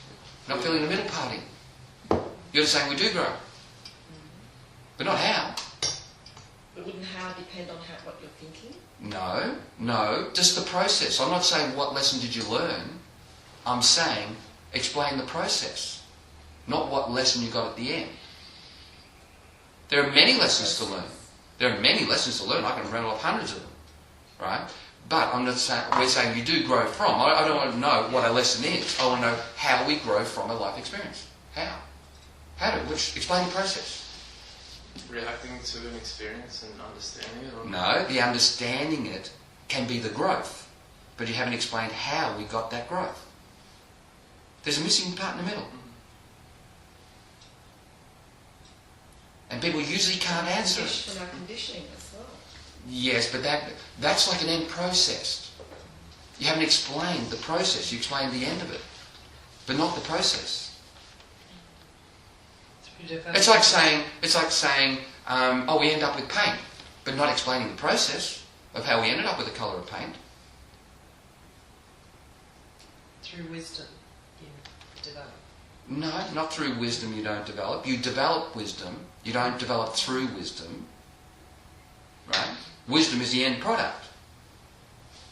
That's called the development. Cause and effect. That's accurate. But what does that mean? That's spot on. But what does that mean? Well, you have to see it, you have to learn it, and then you have to make the changes. No, not at all. You have to see it, that's true. Then you have to learn it. That might be the growth. But you still haven't explained how that process happened. What that process really is. And the difference in understanding what that process really is paramount. But I very seldom see a person explain it. Doesn't matter how many courses, programs, or whatever they've done. They still can't explain how we grow from a life experience. They just go, well, we do. I go, yeah, we do. Then they try and give examples of growth. I go, good. Quite often they're not examples of growth anyway. They're examples of the stuff that causes stress. Okay. What about through looking at the reflection, like through living the experience, whatever the experience is? Yeah. And life reflects that, but you need to be able to see that reflection. Yes, but we're talking about development and the process. It's like you're not really explaining it. And that's usually what happens. The programs do not cover enough information for you to understand how you even grow. How the brain comes to change. They don't go into those nitty-gritties. So you end up with an incorrect philosophy towards life. An incorrect understanding of what's truly going on. So let's have a look. Let's do it this way. Let's do this. What is a life experience? They say we grow from a life experience. I go, good. Well, the first thing, let's look at the question, what is a life experience? Now, give me an example of a life experience. That's not hard. Give me an example of a life experience. Divorce. Good. Another one. Death. Yeah, another one. Sickness. Yeah, another one. Marriage. Yeah, another one. Birth. What's that? Birth. Yeah. How about seeing a cup on a table? That's a life experience. Hearing a tram go past. Hearing a bus. That's a life experience. Seeing a bird. So everything's Seeing a tree. Everything's a life experience, isn't it? Right, so what is a life experience, really? life. It is, but now explain what an experience is. We're giving examples of them, but what is it, really? Living your life. What's that? Living your life. No. That could be an example. I want to know what a life experience is. All of them. What are they? Emotion. No, they're emotions. It's awareness of what is. Like, That can be an accurate account of wisdom, right? An accurate account of reality. But what is a life experience really? Events. Yes, I'll use that word. What is an event really? Perception? We'll put it this way: perceptions. Now you're getting there. But we're going to do one step before that. But yes, you're accurate.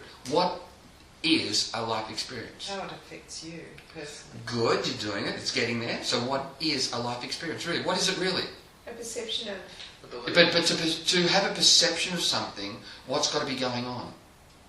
You've seen something. Right, what is that something? What is that? It's how related in your Sensorial mind. object. Yeah, but what is that? Object. Do you believe it's a pizza? Yeah, I do. Right, but what is it? It's information to the mind. That's all it is. It's data. That is all that is. When you're walking down the street having life experiences, all you're receiving is data from your environment. That is all you're getting, isn't it? Right? So you've got to understand how the brain works. As you're walking down, you are getting data. That's all you're getting, is data. Life experiences are nothing more than data to your brain. That's all they are. So how do you grow from a life experience? It's like saying you grow from data, doesn't it?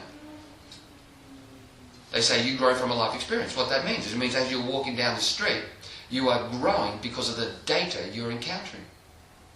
You are growing from your life experiences. Life experiences is nothing more than data to the human brain. So it's a whole lot of incoming data, isn't it? Right? You grow from your life experience. A life experience is nothing more than encountering data. And you grow from. Very magical sentence. You grow from. Now, growth means the addition to something, doesn't it? Right? Growth means something has just got more, doesn't it? Right? Not something going back to how it was. Something gaining more. You grow from your life experiences means you grow from your environment. That's what it means. You grow from your environment. You grow from. It develops you. That's what the statement, you grow from a life experience means. It means while you're going along, you are growing because of the data you gain from your environment. From there.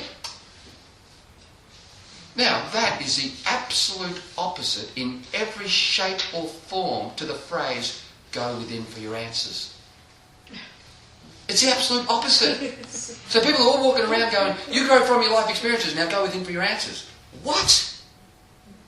It's an absolute contradiction. But people don't know that because in the books they don't explain what the phrase, you grow from your life experiences means. They don't explain how. We all interpret the data differently. That's right, and we'll get to that later. We'll get to that later. We'll go right into that. And then you'll see that it still means you grow from your life experiences. But most people think... Based on how we interpret the data. Yes, but you'll see later that that still means you grow from your life experiences. I give one example, and they get to see that it still means you grow from the outside, not within. You'll get to see that. But most people interpret that, do not understand that, and then make it think, no, I've got to go within for the answers. When it doesn't mean that. After one example, you see something completely different. Right? So, how many philosophies are all about go within for your answers? Go within, go within. 99%, right? The phrase, you grow from your life experiences, which they all agree with, because they don't understand what that actually means, they don't understand how you grow from a life experience, they then don't understand that when they say go within for your answers, they just completely contradicted themselves. The next thing is they don't understand this. The phrase, go within for your answers, absolutely in every shape or form contradicts every person's value on this planet. Under the phrase, you grow from your life experience, you cannot, if you really think that you go within for your answers, you cannot understand your value on the planet, what your value is. And that's what we find. The people running around, go within for your answers, go within, you already know, reconnect. Under that is the absolute opposite philosophy to understanding what your value is. And remember, all suicides, which I'll draw a diagram on the board, all suicides are due to a person believing they have no value. And you'll see that. So the only way you truly fix suicide is by getting a person's correcting their understanding of their value. And under the phrase, go within for your answers, you will not have your value attached to what your true value is. It's the absolute opposite philosophy of even how you grow. And we're going to have a look at where all that came from. Right? It all sounds really good, a lot of this stuff out there, until the shit hits the fan. Until suddenly things aren't going the way you want, and you're totally lost to understanding what life's about. You'll see that as we're going along. It all sounds rosy until things don't end up totally going the way you want. Then you start to struggle in really understanding what life's about. And we consistently, every day, get people coming in who have had years and years of personal spiritual developments. There's good stuff out there, but most of the stuff's rubbish. And when they come in, they are so lost because of the incorrect spiritual development stuff they've got. When we correct it, they're then fine. They go, now I get it. Now I understand what life's doing for me. It's really interesting. But until that, they thought all their stuff was accurate. They weren't aware of how it was screwing with their head. Now, so the phrase, you grow from your life experience, that is the absolute opposite in every shape or form to the phrase, go within for your answers. And you'll see later when we cover the subject of self-esteem, you will see why the phrase, you grow from you grow from within, absolutely contradicts a person understanding what corrects self-esteem problems. You'll see it clearly in there. So, just these little points add up to huge things. The phrase, you grow from your life experiences, means this. While you're going along, you are being subjected to life. Data. And that data, little snip by little snip by little snip by little snip, is going in there. And little bit by little bit, it adds up into understandings. Understandings of what's really going on. There, what's going on, what life is. Life's developing us. Life develops us. You don't develop yourself, etc. But these things add up later to filling in so many blanks. So, as we're going along, we're encountering life.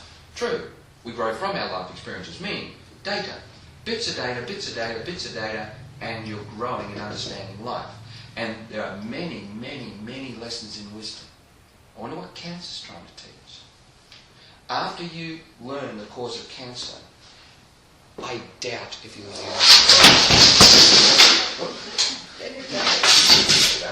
after we cover cancer, I doubt it if you'll use the word balance again. You'll be very specialised with where you'll use it and won't use it.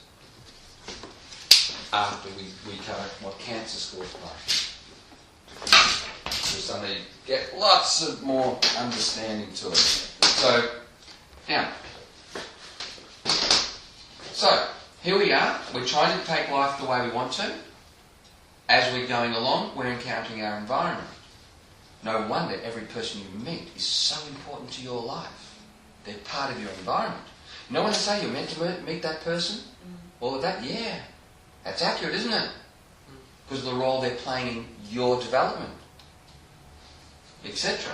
On understanding life. Now, so, let's look at this, right? Let's have a look at the difference between the achievement model and the wisdom model. But just before we do, just do a little bit more. I just want to do this. Let's just quickly do suicide. Very quickly show you the cause of it. Super quick. 100% self-esteem here and 0 self-esteem here. Now, as a person incorrectly believes that their value is decreasing. Remember, self-esteem means how valuable do you believe you are? How valuable do you believe your life and you are? Right? As a person incorrectly believes they're not living up to a particular standard, and they incorrectly believe, right, that their value is decreasing, they will not lose that last bit of value. See, due to the if you're good, you'll get, that says to our brain, if you are not valuable, you die, you will miss out. So that means to the subconscious mind, if your value goes to nothing, you will not receive and you will die. Right.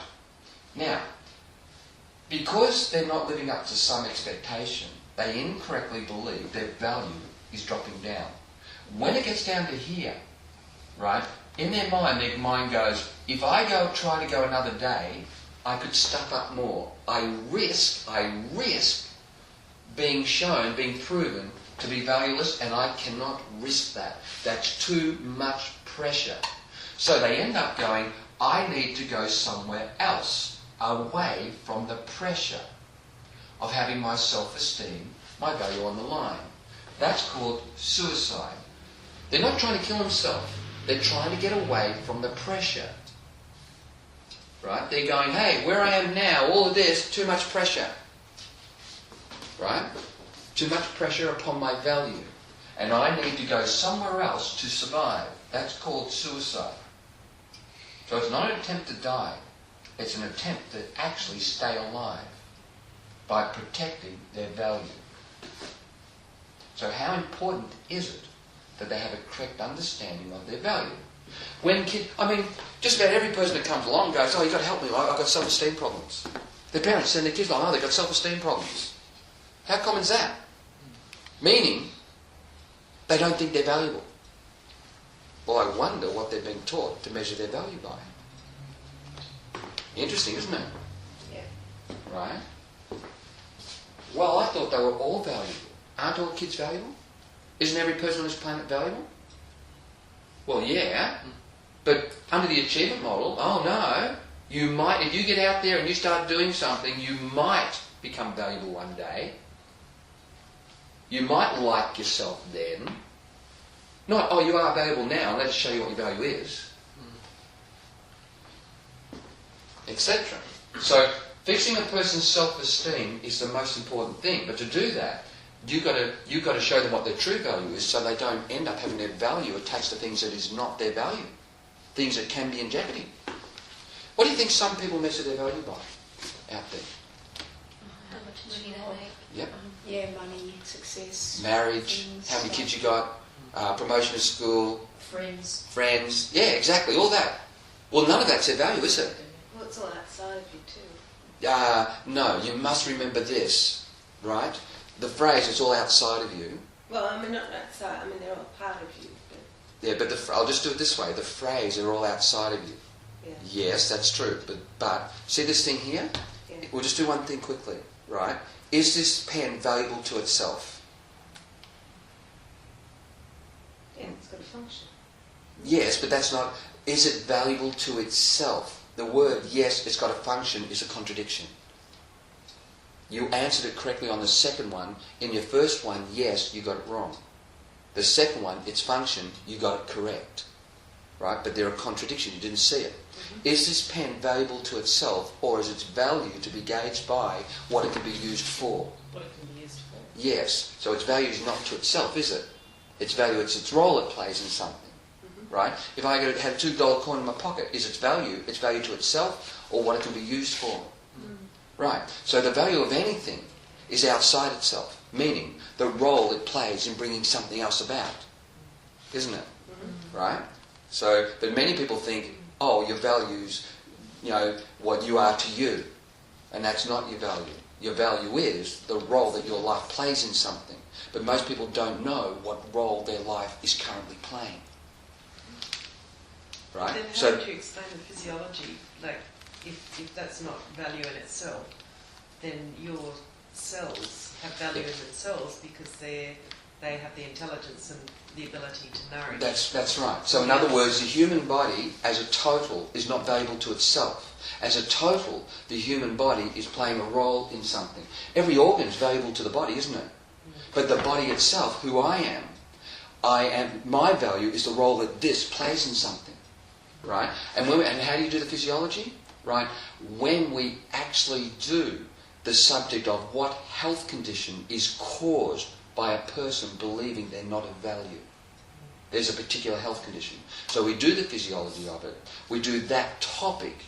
And when people have issues about personal value, their ability to contribute something, we show what health condition that causes. Right? Well, actually, let's do one little thing now. You won't understand this at the moment, but, right, have you noticed how some ladies upon menopause get osteoporosis? Mm-hmm. Okay? Some don't. Isn't that interesting? Have the medical been able to work out why some do and some don't yet? Meaning some ladies go through menopause, the estrogen stops, and they do not get osteoporosis, regardless of diet. Exercise. That's what medical profession. Yeah, nothing to do with it. It's what does exercise mean to the brain, right? Okay, the bones equal two things together. One is the bones equal this subject in life, the usefulness of something. Something's usefulness. Number two is, that's one aspect of it. Another aspect that makes up bone is this subject, your ability to stand by and do that thing you think's useful. It's called convictional strength, right? And if a person has any issue whatsoever about usefulness or convictional strength, they end up with osteoporosis, different types of osteoporosis. Now, so let's have a look at it. Let's do something at the moment. May not make sense yet. They say that estrogen governs the calcium into the bones, don't they? Mm-hmm. Right. Well, what does estrogen equal in life? The female hormones equals this in life. They equal whatever you believe the female characteristics of life are. Whatever you believe the female characteristic role of life is, right, that equals estrogen. Now, imagine this. Imagine if a lady believed that her usefulness was linked to what she sees her female characteristic or role to be. Imagine if she thought that. I am useful because of my female role, my female characteristics. Now, what that would equal, it would equal in the body estrogen putting calcium in the bones, physically. Right. Now, what do you think is going to happen if a lady reaches a time in her life and she thinks, oh my God, I'm over my so-called female role and hence I'm no longer useful? What do you think is going to happen? What happens if a lady got a time in her life and she's thinking, oh, I'm over my so-called female role and hence that means I'm no longer useful? What's going to happen physically? If she thinks she doesn't have a role, then she won't have estrogen. Yeah, when she's going, yes, I'm over my female role, yes, her estrogen is going to drop straight down, and now what's going to happen? Calcium issues. That's right, she's going to end up with osteoporosis. But another lady who understands that she's always useful, because she understands what usefulness really measured by, so she has no issue there whatsoever, right? And also understands she's never over her so-called female characteristics roles, because she understands what that's really all about, really, right? She has no issue there whatsoever. She gets no osteoporosis, because she doesn't have the issues that cause it. Right? So, when it comes down to the subject of usefulness, yes, without a doubt, right, physiology-wise, if a person has any issues whatsoever to do with the subject of usefulness, right, they end up eventually with bone health conditions. The most common one being the osteoporosis. Right? So how important is it to understand what your usefulness is on the planet? Are you saying that for any bone condition? No, there's different types of bone conditions and they're due to different issues about usefulness. Right? We'll cover bone cancer too. So you'll see when we do... I mean, different arthritis? Like yeah, and they're joint problems too. Right? We can go into different types of arthritis, different joints and things like that also to understand what that's about. But, yes, usefulness. And self-esteem is a whole subject of how valuable, how useful do you believe your life is. And it just so happens that most counsellors, especially the usual spiritual development counsellors, right, I'll actually ask them. I've done it thousands of times. Some know it. Most don't. I'll be talking to them, I go, right, well then, all right, see that person walking past, why is that person useful? And they usually go, well, I don't know. I don't know what that person's value is. Everyone's value is different. How do I know that person? So then I explain to them exactly what that value is. They go, oh my God, no one's ever shown me that. Their philosophy doesn't allow them to understand why that person's value. Because they're going, go within for the answers. It's all in there. It doesn't allow us to understand we grow from our environment. We grow from that. That's how we grow. They're not aware of how their growth is taking place. Hence, they don't know why we're all so valuable. It gets interesting when you get to the bottom of it. Really interesting. Now, so, we're really going to have a look at the subject of usefulness later. But, here we are. We're going about trying to take life the way we want. And we're having life experiences. Life experiences is just data to the mind. That's all it is. That's all it is. And that data, little snip, by little bit, by little bit, by little bit, is adding up into understandings. What do you mean understandings? Understanding life. And understanding of what's truly taking place. And there are many, many lessons in there. Lessons for the various health conditions. And this represents your true personal development, not your ability to control life, not your ability to make it go the way you want. Your understanding of life. And there's many lessons in there. So, what we're going to be doing is, of course, we're going to be looking at what some of these lessons are that life's teaching us. But we've got to be looking at the mind-body connection and various health conditions, what thoughts cause it, why do those thoughts cause that condition, and what the lessons are. Right? And it's amazing what the body can teach us about life. Meaning, when we're not looking at life correctly, we end up with a health condition. Right? And as you gain more data from life, your views change. And the health condition then can go back to normal place.